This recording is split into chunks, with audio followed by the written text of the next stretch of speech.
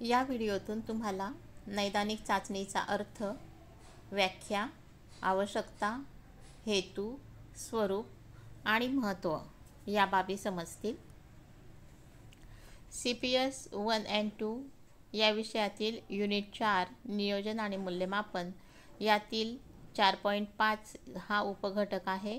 गणिताची नैदानिक चाचणी व उपचारात्मक अध्यापन यापैकी आपण या व्हिडिओमध्ये नैदानिक चाचणीचा अर्थ, व्याख्या, आवश्यकता, स्वरूप आणि महत्त्व या गोष्टी समजून घेणार आहोत. तर चाचणी हा शब्द तुम्ही ऐकलेला आहे. चाचणीलाच कसोटी असं म्हणतात आणि चाचणी हा शब्द सर्वांचा परिचित आहे. विद्यार्थ्याच्या ज्ञानाचे मूल्यमापन करण्यासाठी चाचणी घेतली जाते. म्हणजेच यातून विद्यार्थ्याला किती आत्मसात झाले, किती समजले हे समजते. पण नैदानिक चाचणी यापेक्षा वेगळी आहे. नैदानिक म्हणजे काय, तर निदान करणारी. निदान हा शब्द तुम्ही ऐकलेला आहे.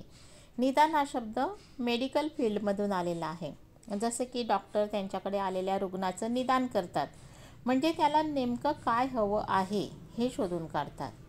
आणि नैदानिक कसोटीचा दृष्टिकोनही विद्यार्थ्याला नेमकं काय हवं आहे म्हणजेच विद्यार्थ्यातील कच्चे दुवे शोधून काढण्यासाठी हा शब्द वापरला जातो. नैदानिक चाचणी ही वापरली जाते. अगदी सोप्या शब्दात असं आपल्याला म्हणता येईल की विद्यार्थ्याला काय येत नाही हे शोधून काढणारी चाचणी म्हणजे नैदानिक चाचणी.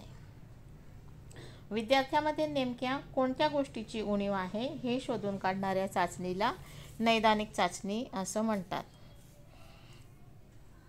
तर यामध्ये तुमच्या लक्षात आलं असेल अर्थामध्ये की विद्यार्थ्यांमध्ये नेमकी कोणत्या गोष्टीची उणीव आहे हे शोधून काढणाऱ्या चाचणीला नैदानिक चाचणी असं म्हणतात.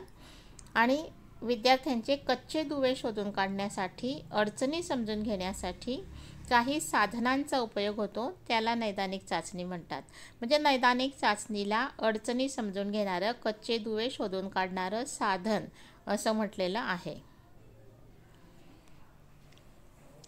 तर आपण जो विषय शिकवतो तर तो विषय विद्यार्थ्यांना पूर्ण समजावा ही आपली अपेक्षा असते.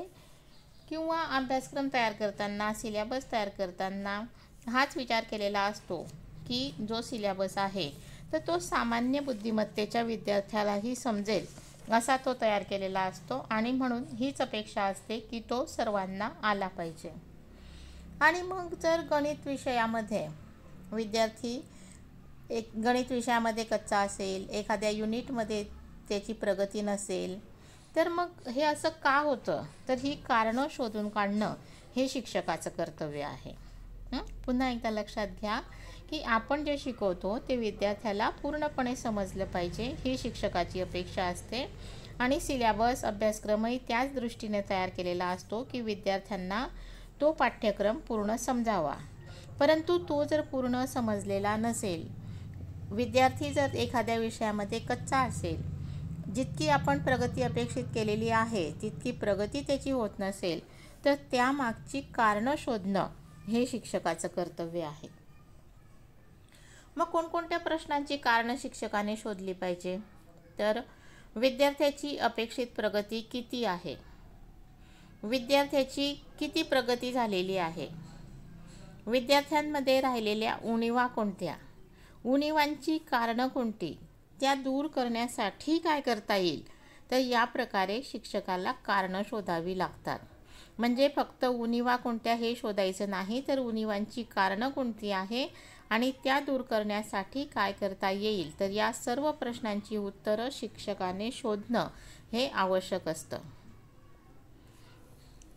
तर नैदानिक चाचणीचा अर्थ तुमच्या लक्षात आलेला आहे की विद्यार्थ्याला नेमकं काय हवं आहे, विद्यार्थ्याला काय येत नाही, विद्यार्थ्यामध्ये कोणती उणीव आहे हे शोधून काढणाऱ्या चाचणीला नैदानिक चाचणी म्हणतात. हा अर्थ तुमच्या लक्षात आलेला आहे. आता आपण त्याच्या काही व्याख्या लक्षात घेऊ. तर नैदानिक चाचणीची पहिली व्याख्या पहा. नैदानिक चाचणी ही विद्यार्थ्यांच्या अडचणी ओळखणारी आणि त्यांचे पूर्वज्ञान आणि अनुभव यांचा शोध घेणे, त्यांच्या अध्ययनातील अडचणी, त्यांच्या प्रगतीच्या मर्यादा, अध्ययनातील कमतरता आणि अडचणींच्या कारणांचा शोध घेण्यासाठी तयार केलेली चाचणी आहे. कोणकोणत्या बाबी लक्षात आल्या तुमच्या? तर नैदानिक चाचणी ही काय आहे? तर विद्यार्थ्यांच्या अडचणी ओळखणारी आहे. त्यानंतर आणखी काय आहे? तर विद्यार्थ्यांचं पूर्वज्ञान कोणतं आहे, त्यांचे अनुभव कोणते आहे याचा शोध घेणारी चाचणी आहे. विद्यार्थ्यांच्या अडचणी समजून घेणारी चाचणी आहे. विद्यार्थ्यांच्या प्रगतीच्या मर्यादा समजून घेणारी चाचणी आहे. आणि म्हणजेच आपल्याला असं म्हणता येईल की अध्ययनातील कमतरता आणि अडचणींच्या कारणांचा शोध घेणारी ही चाचणी आहे. या प्रकारे नैदानिक चाचणीची ही व्याख्या केलेली आहे की नैदानिक चाचणी ही विद्यार्थ्यांच्या अडचणी ओळखणारी आणि त्यांचे पूर्वज्ञान आणि अनुभवांचा शोध घेणे, त्यांच्या अध्ययनातील अडचणी, त्यांच्या प्रगतीच्या मर्यादा, अध्ययनातील कमतरता आणि अडचणींच्या कारणांचा शोध घेण्यासाठी तयार केलेली चाचणी आहे. म्हणजे जास्तीत जास्त नैदानिक चाचणीचा अर्थ या व्याख्यामध्ये आलेला आहे. त्यानंतर दुसरी व्याख्या आपण विचारात घेऊ, ती म्हणजे अध्ययन अध्यापन प्रक्रियेमध्ये विद्यार्थ्यांच्या अडचणी समजून घेऊन त्या प्रक्रियेतील कच्चे दुवे शोधून काढण्यासाठी ज्या साधनांचा शिक्षकांना उपयोग करावा लागतो त्या साधनांना नैदानिक चाचणी असे म्हणतात. म्हणजे विद्यार्थ्यांच्या अडचणी समजून घेण्यासाठी ही चाचणी साधन म्हणून वापरायची आहे. तर या 2 व्याख्या आपण पाहिल्या. तिसरी व्याख्या आपण पाहू, विद्यार्थ्यांच्या पूर्वज्ञानाचा, पूर्व अनुभवाचा, अडीअडचणींचा व समस्यांचा शोध घेण्यासाठी ज्या साधनांचा किंवा चाचण्यांचा उपयोग केला जातो त्याला नैदानिक चाचण्या म्हणतात. म्हणजे अडचणी आणि समस्या समजून घेण्यासाठी वापरली जाते त्याला नैदानिक चाचणी म्हणतात. या प्रकारची ही व्याख्या आहे. आणि चौथी व्याख्या आपण पाहू, विद्यार्थी नेमका कोठे चुकतो हे शोधून काढण्यासाठी जी चाचणी तयार केलेली असते तिला नैदानिक चाचणी म्हणतात. म्हणजे विद्यार्थ्याची चूक नेमकी कुठे होते आहे हे या चाचणीतून शोधून काढायचं असतं. तर या प्रकारच्या 4 व्याख्या आपण विचारामध्ये घेतल्या. यावरून तुमच्या लक्षात आलं असेल की ही चाचणी विद्यार्थी नेमका कोठे चुकतो हे शोधून काढणारी आहे, विद्यार्थ्यांच्या अडचणी शोधून काढणारी आहे, विद्यार्थ्यांच्या प्रगतीच्या मर्यादा शोधणारी आहे, अध्ययनातील कमतरता शोधणारी आहे. तर या प्रकारे ही चाचणी आहे. मग या चाचणीची आवश्यकता काय? तर काही विषय असे आहेत जसं वाचन, अंकगणित, तर हे अगदी मूलभूत विषय आहेत. मूलभूत विषय म्हणजे जीवन जगण्यासाठी जे आवश्यक विषय असतात त्याला मूलभूत विषय असं म्हणतात. आणि गणित जर आलं नाही तर जीवन जगणं अशक्य आहे, म्हणून त्याला मूलभूत विषय असं म्हटलेलं आहे. आणि यासारखे जे विषय असतात, वाचन, अंकगणित यासारखे जे मूलभूत विषय आहे, तर यामधील सामर्थ्य व त्रुटी ओळखण्यासाठी नैदानिक कसोटी वापरली जाते. सामर्थ्य म्हणजे की विद्यार्थ्याला काय येतं आणि त्रुटी म्हणजे काय येत नाही. आणि नैदानिक कसोटी ही मुख्य यासाठीच आहे की विद्यार्थ्यांच्या त्रुटी कोणत्या आहेत, त्यांना काय येत नाही हे शोधून काढायचं आहे. आणि अंकगणितासारख्या विषयामध्ये नैदानिक कसोटीचा वापर करणं हे अतिशय आवश्यक आहे. त्यानंतर दुसरी आवश्यकता आपल्याला अशी म्हणता येईल की विषय तज्ज्ञ जे असतात तर त्यांच्यामध्ये एखाद्या विषयाच्या अध्ययनात ज्या कौशल्यांचा आणि क्षमतांचा अंतर्भाव असायला पाहिजे, प्रामुख्याने त्यांच्याच संदर्भात नैदानिक कसोट्या तयार केल्या जातात. आणि तुम्हाला माहिती आहे की गणित हा विषय कौशल्यांवर आधारित आहे, क्षमतांवर आधारित आहे. आणि त्यामुळे गणितासारख्या विषयामध्ये नैदानिक चाचणी वापरणं हे अतिशय आवश्यक आहे. त्यानंतर आपण नैदानिक चाचणीचे हेतू पाहू. तर कोणकोणत्या हेतूंसाठी नैदानिक चाचणी घेतली जाते? तर सगळ्यात महत्त्वाचं म्हणजे गणित विषयाच्या अध्ययन अध्यापन प्रक्रियेमध्ये सुधारणा करणे. कारण जे अध्ययन विद्यार्थ्यांना समजलेलं नसेल तर ते का समजले नाही हे शोधून काढायचं आहे. आणि म्हणून आपण नैदानिक चाचणीचा पहिला हेतू हा घेतला आहे की गणित विषयाच्या अध्ययन अध्यापन प्रक्रियेमध्ये सुधारणा करणे. त्यानंतर आपल्याला पुढचा हेतू असा सांगता येईल की अध्ययन अनुभव तसेच अध्ययन प्रक्रियेतील अडथळे आणणाऱ्या कारणांचा शोध घेऊन उपचारात्मक अध्यापनाची सोय करणे. म्हणजे नैदानिक चाचणी का घेतली जाते की अध्ययनामध्ये कोणते अडथळे येतात त्याची कारणं शोधली जातात आणि फक्त कारणं शोधून चालणार नाही, तर ती कारणं दूर करण्यासाठी जे अध्यापन केलं जातं त्याला उपचारात्मक अध्यापन असं म्हणतात. आणि म्हणून नैदानिक चाचणीचा दुसरा हेतू आपण असा म्हटला आहे की अध्ययन अनुभव तसेच अध्ययन प्रक्रियेतील अडथळे आणणाऱ्या कारणांचा शोध घेऊन उपचारात्मक अध्यापनाची सोय करणे, हा नैदानिक चाचणीचा हेतू आहे. त्यानंतर तिसरा हेतू विचारात घ्या, अध्ययनात मागे पडलेल्या विद्यार्थ्यांचा शोध घेणे. हे महत्त्वाचं आहे की काय येत नाही हे शोधतो आहे आपण. म्हणजे एखादी गोष्ट येत नसेल तर तो विद्यार्थी स्वाभाविकच अध्ययनात मागे पडेल. तर असे कोणते विद्यार्थी आहेत जे अध्ययनात मागे पडलेले आहेत ते आपल्याला नैदानिक चाचणीमुळे शोधून काढता येतात. त्यानंतर चौथा हेतू आहे गणितासंबंधी बलस्थाने आणि कमतरतांचा शोध घेणे. तर प्रामुख्याने कमतरतांचा शोध घेण्यासाठी नैदानिक चाचणी असते, पण आपण जेव्हा कमतरतांचा शोध घेतो तेव्हा आपोआपच बलस्थानांचाही शोध घेतला जातो की काय येत नाही हे समजत असताना काय येतं हेही आपोआपच समजतं. आणि म्हणून आपण नैदानिक चाचणीचा चौथा हेतू म्हटलेला आहे गणितासंबंधी बलस्थाने आणि कमतरतांचा शोध घेणे. त्यानंतर पाचवा हेतू आहे गणिताच्या पाठ्यक्रमात बदल करणे तसेच विद्यार्थी केंद्रित बनवणे. हा वरच्या प्रकारचा हेतू आहे. तर आपण वर्गामध्ये जेव्हा नैदानिक चाचणी राबवू तेव्हा आपल्याला हा बदल करता येणार नाही, पण उच्च स्तरावर जेव्हा नैदानिक चाचणी वापरून आणि एखादा पाठ्यांश जर अतिशय कठीण आहे, त्याचा काठिण्य स्तर हा जास्त आहे हे लक्षात आलं तर पाठ्यक्रमातही बदल करता येतो. आणि अभ्यासक्रम असा असला पाहिजे, सिलेबस असा असला पाहिजे की विद्यार्थी केंद्रित असला पाहिजे, त्या विद्यार्थ्यांची बौद्धिक क्षमता विचारात घेऊन केलेला असला पाहिजे. आणि म्हणून उच्च पातळीवर नैदानिक चाचण्या वापरून आणि गणिताच्या पाठ्यक्रमातही बदल करता येतो. पाठ्यक्रम हा विद्यार्थी केंद्रित बनवता येतो. त्यानंतर सहावा हेतू आपल्याला सांगता येईल की मूल्यमापन प्रक्रियेला प्रभावशाली बनवण्याच्या हेतूने मूल्यमापन पद्धतीत बदल करणे. आणि सातवा हेतू विद्यार्थ्याच्या कमतरता आणि चांगल्या बाबींच्या आधारे शैक्षणिक आणि व्यावसायिक मार्गदर्शन करणे. तर नैदानिक चाचणीचा वापर करून आणि त्यांना शैक्षणिक आणि व्यावसायिक मार्गदर्शनही करता येतं. तर अशा अनेक हेतूंनी नैदानिक चाचणी ही तयार केली जाते. मग जेव्हा नैदानिक चाचणी तयार करायची असते तर मग कोणकोणते मुद्दे विचारात घ्यावे लागतात. तर ज्या घटकावर नैदानिक चाचणी तयार करायची असेल तर त्या घटकाचं आधी लहान लहान घटकात पृथक्करण करावं लागतं, ॲनालिसिस करावं लागतं. आता आपण जर समजा इयत्ता 5वीचा एक घटक घेतला की अपूर्णांकाची बेरीज व वजाबाकी, असा एक आपण घटक घेतला इयत्ता 5वीचा, अपूर्णांकाची बेरीज व वजाबाकी. मग या घटकातील उपघटक घेतला पूर्णांकयुक्त अपूर्णांकाची बेरीज. मग या घटकावर पूर्णांकयुक्त अपूर्णांकाची बेरीज या उपघटकावर आपल्याला नैदानिक चाचणी तयार करायची आहे. मग काय करावं लागेल की जेव्हा पूर्णांकयुक्त अपूर्णांकाची बेरीज करावी लागते तर यामध्ये कोणकोणत्या क्रिया अंतर्भूत आहेत तर त्याचं पृथक्करण करावं लागतं, ॲनालिसिस करावं लागतं. मग आपण जर याचं ॲनालिसिस केलं पूर्णांकयुक्त अपूर्णांकाची बेरीज, तर हे करण्यासाठी काय काय करावं लागतं. तर सगळ्यात आधी म्हणजे पूर्णांकयुक्त अपूर्णांकाचं अंशाधिक अपूर्णांकात रूपांतर करावं लागतं. त्यानंतर पुढची पायरी कोणती करावी लागते तर अपूर्णांकाचे छेद सारखे करावे लागतात.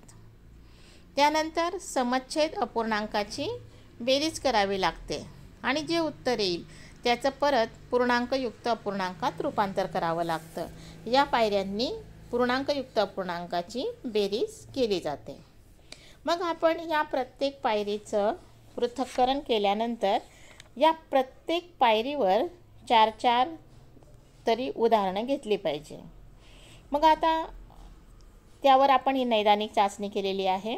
त्यातला पहिला प्रश्न घेतलेला आहे, पुढे दिलेल्या पूर्णांकयुक्त अपूर्णांकाचे अंशाधिक अपूर्णांकात रूपांतर करा. या ठिकाणी 4 उदाहरणं घेतलेली आहे. म्हणजे विद्यार्थी जे पूर्णांकयुक्त अपूर्णांक आहेत तर याचं अंशाधिक अपूर्णांकात रूपांतर करतील. त्यानंतर आपण पृथक्करणामध्ये पुढचा घटक घेतला होता अपूर्णांकाचे छेद समान करणे. म्हणून आपण दुसरा प्रश्न घेतलेला आहे, पुढे दिलेल्या अपूर्णांकाचे समच्छेद अपूर्णांकात रूपांतर करा. आणि वेगवेगळे छेद असलेले हे उदाहरणं घेतलेले आहेत आणि त्याचा विद्यार्थी छेद सारखा करतील. त्यानंतर पुढची तिसरी पायरी आपण घेतली होती समच्छेद अपूर्णांकाची बेरीज करता येणे. म्हणून आपण तिसऱ्या प्रश्नामध्ये सारखा छेद असलेली उदाहरणं घेतलेली आहे, म्हणजे विद्यार्थी या ठिकाणी बेरीज करतील. आणि चौथी पृथक्करणात्मक पायरी घेतली होती पूर्णांकयुक्त अपूर्णांकात रूपांतर करता येणे. म्हणून चौथा प्रश्न आपण घेतलेला आहे, पुढील अपूर्णांकाचे पूर्णांकयुक्त अपूर्णांकात रूपांतर करा. आणि अंशाधिक पूर्णांक दिलेले आहेत आणि त्याचं विद्यार्थी पूर्णांकयुक्त अपूर्णांकामध्ये रूपांतर करतील. तर या प्रकारे आपण जो घटक घेतलेला असेल तर त्याचं पृथक्करण करून त्याच्या प्रत्येक पायरीवर आपल्याला उदाहरणं घ्यावी लागतात. उदाहरणं कमीत कमी 2 तरी असावी लागतात. तर जेव्हा विद्यार्थी ही चाचणी सोडवतील तर त्या चाचणीचं विश्लेषण करावं लागतं. नैदानिक कसोटी आहे, आपल्याला काय येत नाही हे शोधून काढायचं आहे. मग या प्रकारे आपण प्रत्येक उपघटकाचा आपण 4 उपघटक घेतले होते. त्यापैकी ह्या पहिल्या उपघटकाचं पहा. पहिला उपघटक आपण घेतला होता अंशाधिक अपूर्णांकात रूपांतर करणे. आणि उदाहरण घेतलेलं होतं 2.3/4. म्हणजे याचं उत्तर येईल 11/4. हे बरोबर उत्तर आहे. पण मग विद्यार्थी काय करतील की उदाहरण होतं की 2.3/4. मग काही जण 2 आणि 3 यांचा गुणाकार करतील, काही जण 2 + 3 यांची बेरीज करतील आणि त्यामुळे त्यांची काही चुकीची उत्तरं येतील. मग असे किती विद्यार्थी चुकले ते आपण शोधून काढायचं. की आता समजा 6/4 हे चुकीचं उत्तर 4 जणांनी काढलं, 5/4 हे चुकीचं उत्तर 3 जणांनी काढलं. आणि मग हे उत्तर का चुकलं तर अपूर्णांकाच्या छेदाने पूर्णांकाला गुणून आलेल्या गुणाकारात अपूर्णांकाचा अंश मिळवायचा हे त्या विद्यार्थ्यांना माहीत नाही. हे त्या उत्तराचं संभाव्य कारण आपण शोधलं. आणि म्हणजे असे जे विद्यार्थी असतील, आता हे 4 जे विद्यार्थी आहे यांना आपल्याला शिकवावं लागेल. हे 3 विद्यार्थी आहे, यांना या ठिकाणी बेरीज क्रिया कुठे करायची हे आपल्याला सांगावं लागेल. तर या प्रकारे आपण 4ही ॲनालिसिस करून काढलेल्या पायऱ्यांचं विद्यार्थी कुठे चुकतात हे आपल्याला शोधून काढावं लागेल. तर जेव्हा आपण गणिताची नैदानिक चाचणी तयार करतो तर गणितामध्ये काय असतं तर प्रमुख 3 घटक असतात. कोणते 3 घटक तर मूळ संबोध असतात गणितात, बेसिक कन्सेप्ट. त्याच्यानंतर उदाहरणं सोडवण्याच्या पद्धती असतात आणि आकडेमोड असते. तर आता आपण जे उदाहरण पाहिलं नैदानिक चाचणीचं ते उदाहरण सोडवण्याच्या पद्धतींचं होतं. की उदाहरणं सोडवण्याच्या पद्धती या ज्या प्रकारचं उदाहरण असेल त्यानुसार बदलत जातील, त्यावर आपल्याला नैदानिक चाचणी तयार करता येते. आकडेमोड ही 4 गणिती क्रियांवर आधारित असते, त्यामुळे त्यावर नैदानिक चाचणी घेण्याची आवश्यकता नाही. पण मूळ संबोध, बेसिक कन्सेप्ट हे खूप महत्त्वाचे असतात आणि म्हणून मूळ संबोधावर नैदानिक चाचणी घेणं हे अतिशय आवश्यक असतं. मूळ संबोधावर नैदानिक चाचणी घेत असताना एका संबोधावर कमीत कमी 2 प्रश्न हे विचारले गेले पाहिजे. 2 प्रश्न यासाठी की जर दोन्ही प्रश्नांचं उत्तर विद्यार्थ्याचं बरोबर असेल तरच त्या विद्यार्थ्याला तो संबोध समजला असं आपण म्हणू शकतो. एक उत्तर बरोबर आणि एक चूक असेल तर तो संबोध समजला नाही असं आपण समजावं. तर विद्यार्थ्याचा विचार आपण जेव्हा नैदानिक दृष्टिकोनातून करतो तर त्याला किती गुण मिळाले हे महत्त्वाचं नसतं, तर त्याने एकूण गुणांपैकी किती गुण कमी मिळवले याचा विचार करायचा असतो. आणि नैदानिक स्वरूपाच्या या तपासणीत विद्यार्थ्याच्या कमतरता शोधायच्या असतात आणि म्हणून नैदानिक चाचणी ही विद्यार्थ्यांच्या प्रगतीसाठी अतिशय आवश्यक असते.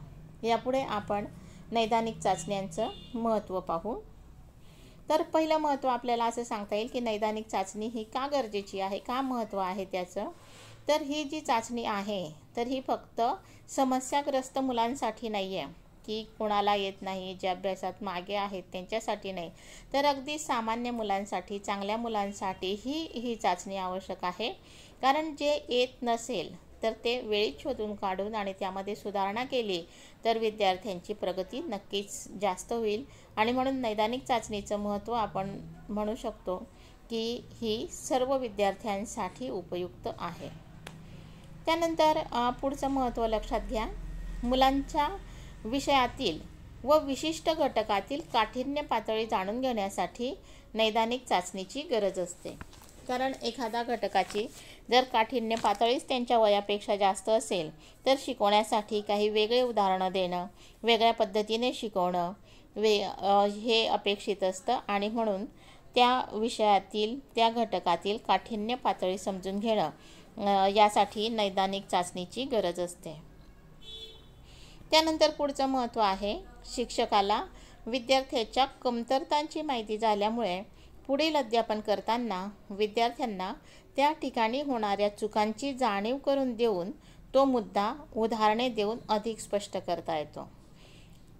एखादा विशिष्ट वर्ग असेल की त्यांना अमुक एक गोष्ट येत नाही असं समजल्यानंतर, म्हणजे त्यांच्यातील कमतरता समजल्यानंतर शिक्षकाला अध्यापन कोणत्या पद्धतीने करणं गरजेचं आहे हे त्याच्या लक्षात येतं आणि त्या पद्धतीने शिक्षक शिकवत जातात. आणि या दृष्टीने नैदानिक चाचण्या ह्या महत्त्वाच्या आहेत. त्यानंतरचा मुद्दा आपल्याला सांगता येईल की मुलांची अपेक्षित प्रगती आणि वास्तविक संपादन यातील दरी दूर करता येते. की आपल्याला किती प्रगती त्यांची अपेक्षित आहे आणि खरोखर त्यांना किती मार्क मिळालेले आहेत, तर यामध्ये जी तफावत असते तर ही नैदानिक चाचण्यांमुळे आपल्याला दूर करता येते. पुढचं महत्त्व आहे, मुलं गणितात मागे का पडतात यामागील कारणांचा शोध घेता येतो. त्यानंतर मूल्यमापन प्रक्रिया अधिक प्रभावी करता येते. 7. विद्यार्थ्यांच्या अध्यापनातील कमतरता, त्रुटी दूर करण्यासाठी उपचारात्मक अध्यापनाची सोय करता येते.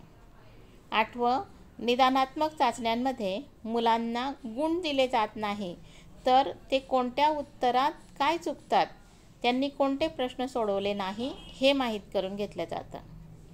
विशिष्ट क्षेत्रात मुलांच्या अडचणी व कमतरता दूर करण्याचा प्रयत्न केला जातो.